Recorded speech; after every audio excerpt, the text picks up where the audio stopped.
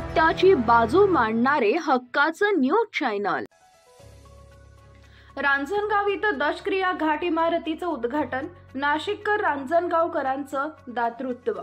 चाळीसगाव तालुक्यातील रांजणगाव इथं अनिल रामराव चव्हाण यांच्या मातोश्री श्रीमती विमलबाई रामराव चव्हाण यांच्या हस्ते कैलासवासी रामराव त्र्यंबकराव चव्हाण यांच्या स्मरणार्थ दशक्रिया विधी घाट इमारतीचं उद्घाटन करण्यात आले असून यावेळी जिभाऊ पाटील माजी सरपंच, प्रमोद चव्हाण माजी सरपंच तथा विद्यमान सदस्य ज्येष्ठ ग्रामस्थ नामदेव पाटील, सुदाम चव्हाण, राजाभाऊ देशमुख, सीए नाशिक, शालिक मोरे सदस्य, अनिल पाटील सदस्य, एमडी येवले, सुरेश चव्हाण, नंदूसिंग परदेशी, युवराज चव्हाण, दिलीप पाटील, रवींद्र चव्हाण, संजय सूर्यवंशी, चंद्रकांत सूर्यवंशी, दिलीप नागरे ग्रामपंचायत अधिकारी यांची उपस्थिती होती।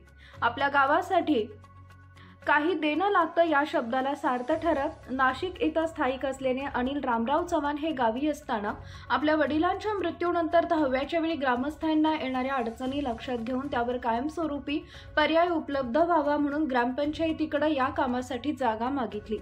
सरपंच प्रमोद चव्हाण व जिभाऊ पाटील व सर्व ग्रामपंचायत सदस्यांनी या कामासाठी 300 स्क्वेअर फूट जागा उपलब्ध करून दिली।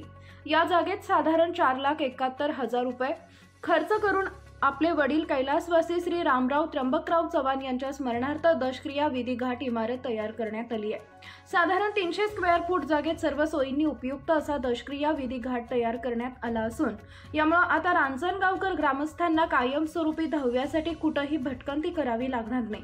या ठिकाणी स्पेशल बाथरूम, दशक्रिया विधी, ओटे, बैठक व्यवस्था, ओटे, गरम पाण्यासाठी गिझर, अंघोळ करण्यासाठी बादली उपलब्ध करण्यात आली आहे। चाळीसगाव येथील इंजिनियर प्रशांत देशमुख व रोहित पाटील सिव्हिल इंजिनियर रांजणगावकर या दोघांनीही बांधकाम प्लॅन व डिझाईन निशुल्क करून दिले। या दशक्रिया विधी घाटाचा सर्व रांजणगावकर ग्रामस्थांनी लाभ घ्यावा असं आवाहन ग्रामपंचायतीच्या वतीने करण्यात आलं आहे।